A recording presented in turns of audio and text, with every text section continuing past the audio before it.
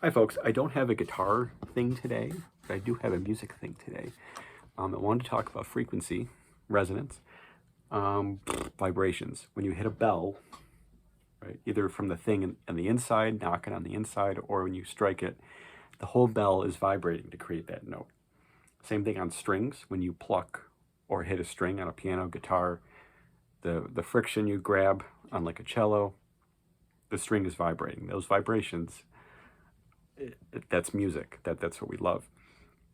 And I found a few things. A few of them are Star Wars things, actually. They have their own like frequency, like a pretty clear high frequency, which isn't common among objects that you bump into every day. For example, when I'm tuning, this is my tuning wrench, my tuning hammer, right? When I'm on a note and pulling it sharp or flat, I'm not only working with this, I'm also working with these tuning forks. There are people that use apps today to calculate the inharmonicity of the whole piano for you, and then you can, but the less there is between me and the note, the less there is to distract me, the better I seem to do right now in my life. So I do use these. This is a nice old set of English tuning forks. It looks kind of like a Victorian coffin, which is kind of, I think it's really funny. So this one is 370 hertz. So 370, I think it's beats per minute, BPM. I don't remember. Again, that's not what's on my mind, is the actual things next to me. So when tuning forks vibrate, it's mostly this end that vibrates. You need a good point of contact right here, which is why I have these actually, because there are a lot of tuning forks that don't have, they're beautiful tuning forks, they just don't have like a good contact point. So when you strike these, oh wait, is it gonna work? Wait, let me do it on my knee. Do you hear that? Turn the volume up if you don't. I'll do a stronger. The wood is, it's resonating. It goes for quite a while, right?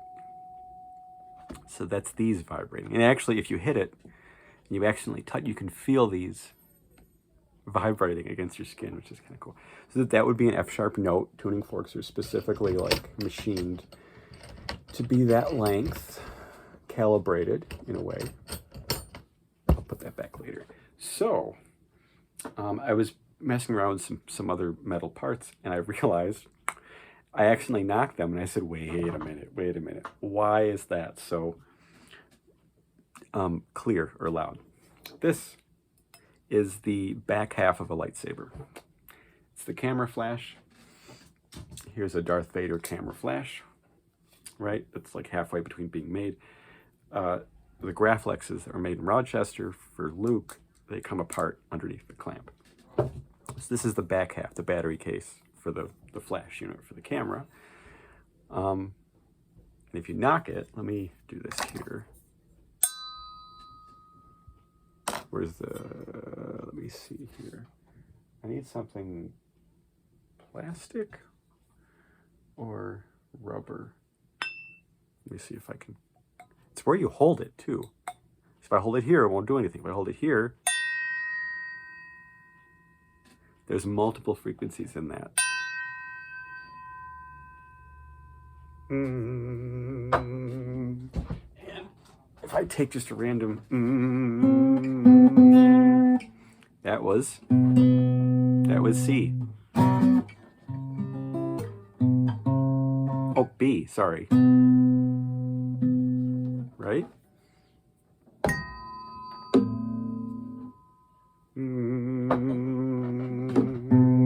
That was B.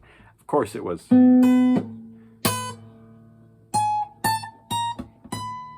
Up there probably.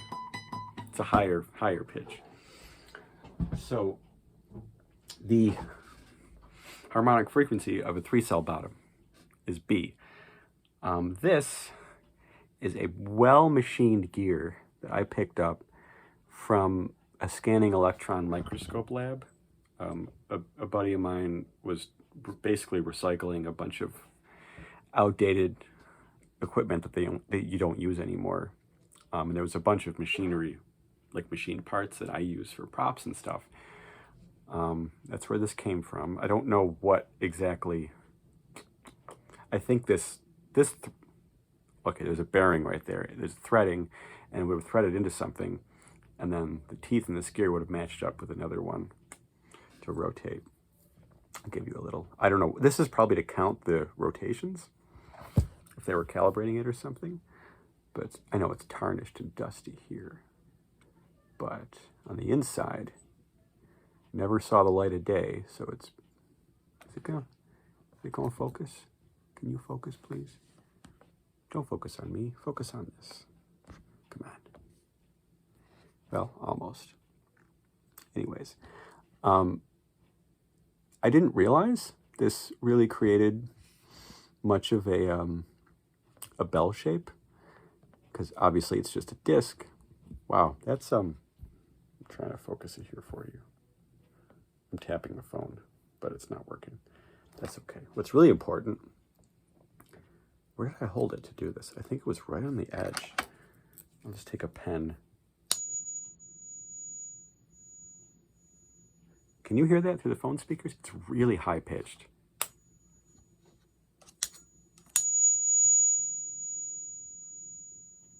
And it's interesting.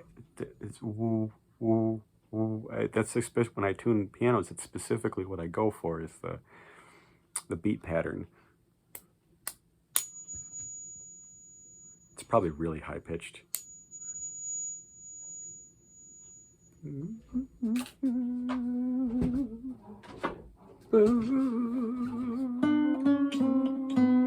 No, is that also B? No. Am I crazy?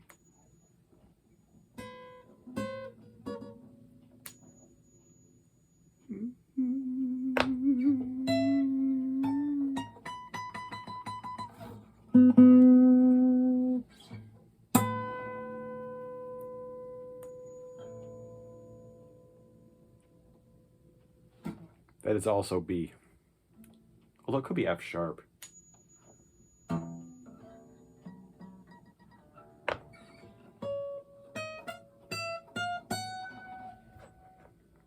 It's so high.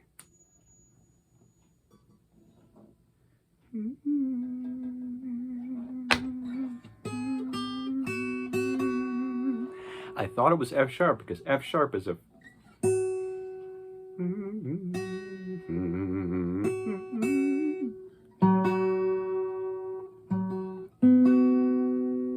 there B's, B, C, D, E, F sharp. That's a fifth, right? I probably was hearing the fifth. That's weird. But it's very high pitched. Very high pitched. I guess B. That's nuts.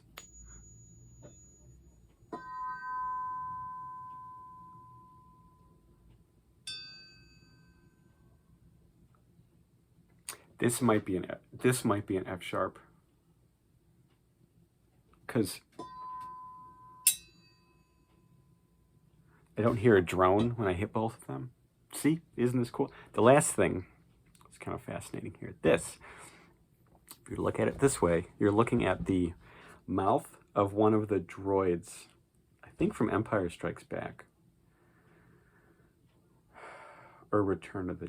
No, Empire Strikes Back. There's all the bounty hunters that stand around while Vader's like walking around, like he's giving a lecture, and it's just him saying like, I want you to catch this guy. There's a droid that looks like C-3PO, except his face is like a big insect. There's big bug eyes, and there's a little circle mouth. This is his mouth. This is the pulley from a cassette recorder that was used for other parts on set, on costumes and props and stuff. So this is the big pulley system inside that cassette recorder. There was a band around this, and it would reach to another set of pulleys. The main spindle. So this is quite beautiful. It's got a zinc coating, which is kind of a rainbowish thing. There's machining marks around the edge. I didn't think it was that well machined, because if you hold it, nothing happens. But if you strike it while it's like this thing will vibrate.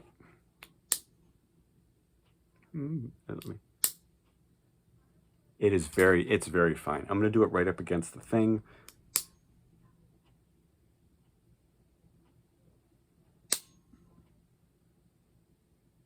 I don't know if that's going to come through.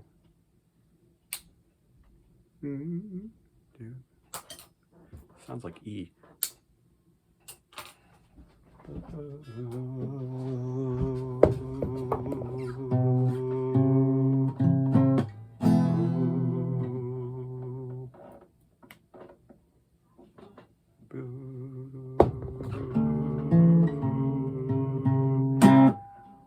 Sounds like C. Why are these all similar? Maybe there's something I'm not realizing.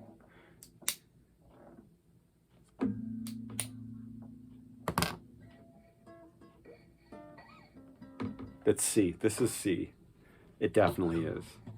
But it's really...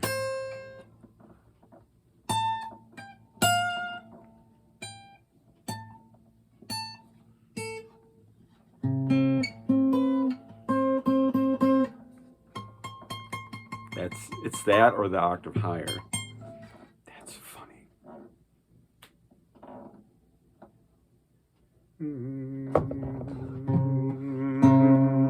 Yeah.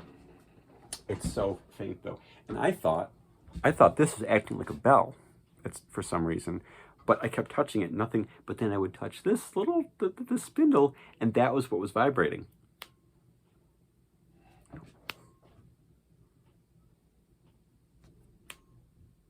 Let me see if I can. I don't know. That might not show up. But I'm just amazed that these two are similar. Let me do I have a B? I have a B. I have a B here.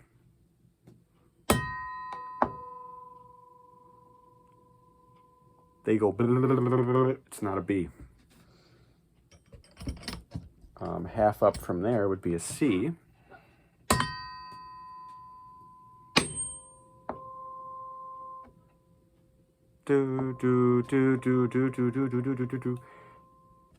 This is sharper than B and flat, more flat than C.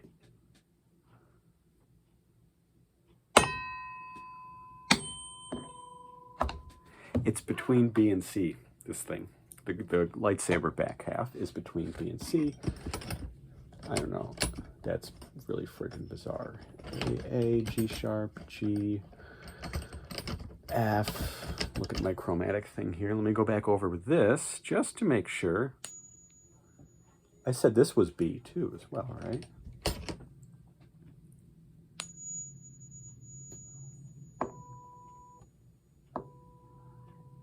Not exactly. It is.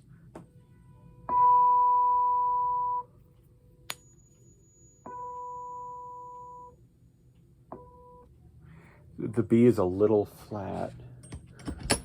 Like if I were to do like C sharp, I have a low C sharp here.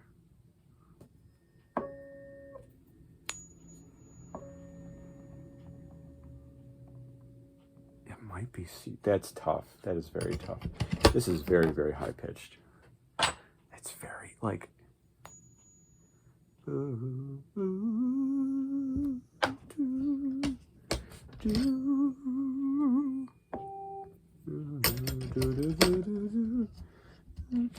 Is it just D?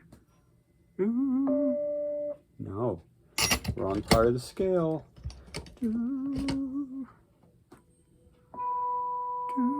It's higher than B. So both of those, this and this, are somewhere between our notes of B and C, which are, the lower end is like 493 and then 523. But those are much higher, so maybe double that, 1,000 something hertz. This thing almost sounds like when you have tinnitus. And if I do like an A sharp,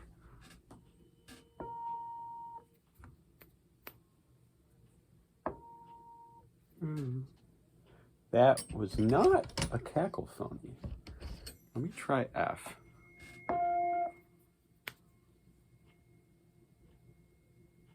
That was kind of close.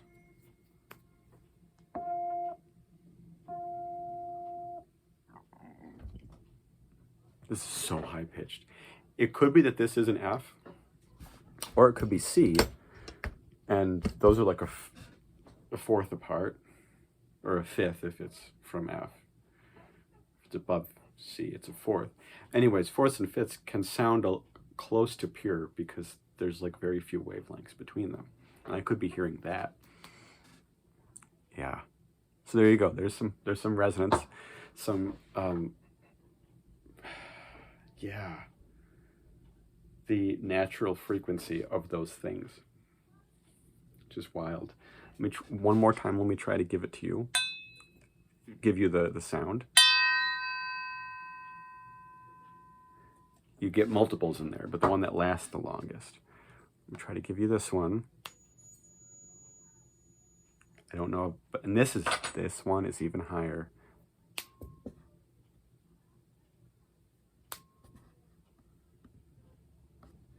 Who knows?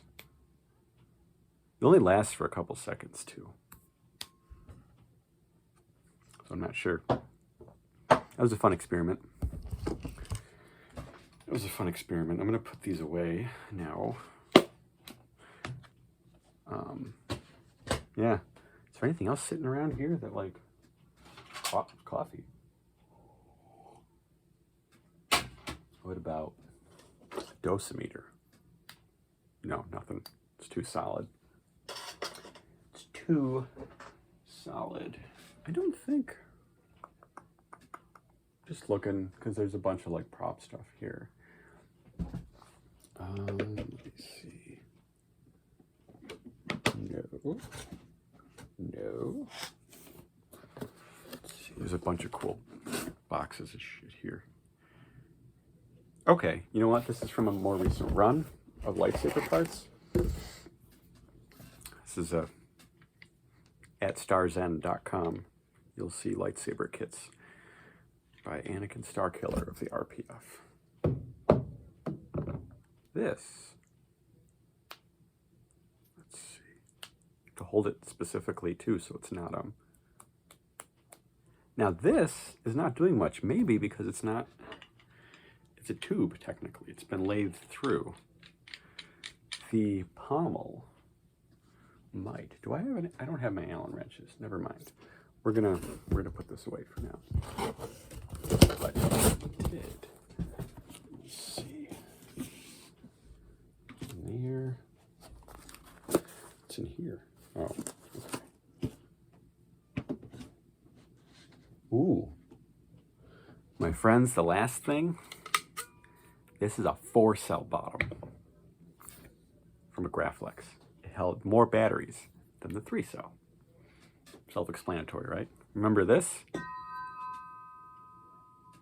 The 4-cell is lower.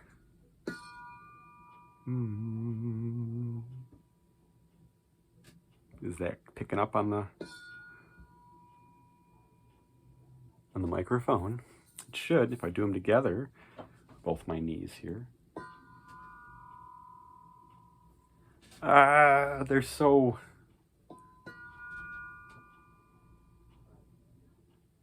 Yeah, if this was between B and C, this one is definitely between like B flat and A. Maybe B and B flat. That ugly cacophony is because they're so close together. Like when you do a white key and a black key together, it's usually... Let me do them one more time for you folks. It's weird. It's weird. Well, that was fun, wasn't it? All right. I'm gonna go now. Thanks for geeking out with me for a little bit.